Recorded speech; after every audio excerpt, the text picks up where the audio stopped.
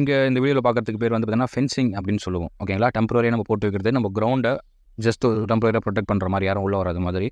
So இதில் நம்ம என்ன விஷயத்தை கவனிக்கணும்னு பார்க்கலாம். அதுக்கு முன்னாடி நம்ம பில்டிங் கன்ஸ்ட்ரக்ஷன் கோர்ஸ் வந்து பார்த்தீங்கன்னா லான்ச் பண்ணியிருக்கோம். அதாவது வீடு கட்டுறது எப்படி அப்படின்றத கீழே இருந்து, அதாவது லேண்ட் வாங்குறதுலேருந்து வீடு கட்டி கிளைண்ட் கிட்ட சாவி கொடுக்குற வரைக்கும் என்னென்ன பண்ணணும் அப்படின்றத தெளிவாக ஒரு கோர்ஸ் பண்ணியிருக்கோம். ஸோ இந்த கோர்ஸில் நீங்கள் ஜாயின் பண்ண இன்ட்ரெஸ்ட்னா எனக்கு இந்த வாட்ஸ்அப் நம்பரில் மெசேஜ் பண்ணுங்கள், நான் ஃபர்தராக டீட்டெயில் சொல்கிறேன்.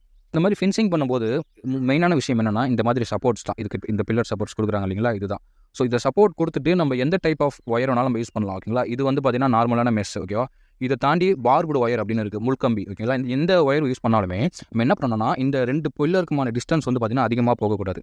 இது ஒரு 5 அடி இருக்குது, இது கரெக்டாக இருக்கும். ஏன் அப்படின்னா தான் வந்து பார்த்தீங்கன்னா இதை இழுத்து கட்டும்போது இந்த ஒயர் வந்து பார்த்தீங்கன்னா ஸ்டிஃபாக இருக்கும். இது வந்து பார்த்தீங்கன்னா ஸ்டிஃபாக இருக்கும், புரியுதுங்களா?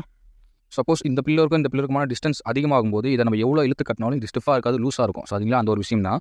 எந்த ஒயர் போட்டாலும் சரி, பார்புடு ஒயர் போட்டாலும் சரி, நம்ம வந்து இந்த 2 பில்லருக்கான சப்போர்ட்ஸ் கிட்டே இருக்கும்போது நம்ம இழுத்து கட்டும்போது இது ஸ்டிஃபாக இருக்கும்.